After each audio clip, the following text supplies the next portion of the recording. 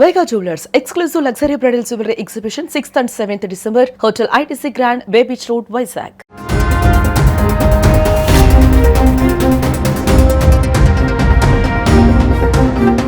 5 రోజులుగా IndiGo flights రద్దు కావడం వల్ల నడుస్తున్న గందరగోళం గురించి మనం మాట్లాడుకున్నాం కదా. ఆ క్రైసిస్ తో ప్యాసింజర్స్ ఇబ్బంది పడుతుంటే ఎయిర్లైన్స్ చేసిన స్కామ్ పై ఇప్పుడు గవర్నమెంట్ రంగంలోకి తెక్కింది. మేజర్ బ్రేకింగ్ న్యూస్ ఏంటంటే సర్జ్ ప్రైసింగ్ ని ఆపడానికి మినిస్ట్రీ ఆఫ్ సివిల్ ఏవియేషన్ నుంచి స్ట్రిక్ట్ డైరెక్టివ్ వచ్చింది.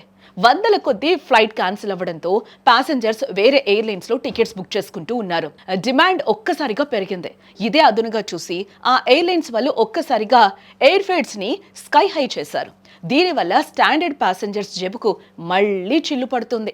ఈ దోపిడీని ఆపడానికి గవర్నమెంట్ ఇప్పుడు స్ట్రాంగ్ యాక్షన్ ని తీసుకుంది. మినిస్ట్రీ ఆఫ్ సివిల్ ఏవియేషన్ ఇప్పుడు కీలక ఆదేశాలను ఇవ్వడం జరిగింది. అన్ని ఎయిర్లైన్స్ కి ఒక వార్నింగే పంపింది.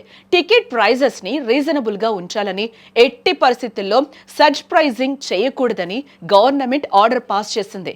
ఇది ప్యాసింజర్స్ కి పెద్ద రిలీఫ్ అని చెప్పుకోవాలి. ఇటు మరోవైపు డీజీసీఏ కూడా ఇండిగో మీద ఓ కన్ను వేసి ఉంచింది.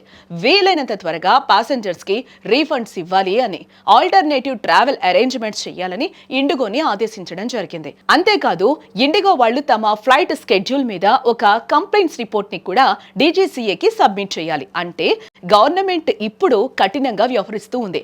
ఎయిర్లైన్స్ తమ ఇష్టం వచ్చినట్లు ధరలు పెంచడానికి వీల్లేదు. ట్రావెల్ చేయాలనుకునే వాళ్ళకి ఇది నిజంగా ఒక గుడ్ న్యూస్ అని చెప్పుకోవాలి. మీరు ఈ డైరెక్టివ్ గురించి ఏమనుకుంటూ ఉన్నారు? ఇది ఎఫెక్టివ్ గా పనిచేస్తుందా? మీ థాట్స్ ఏంటో కామెంట్స్ లో చెప్పండి.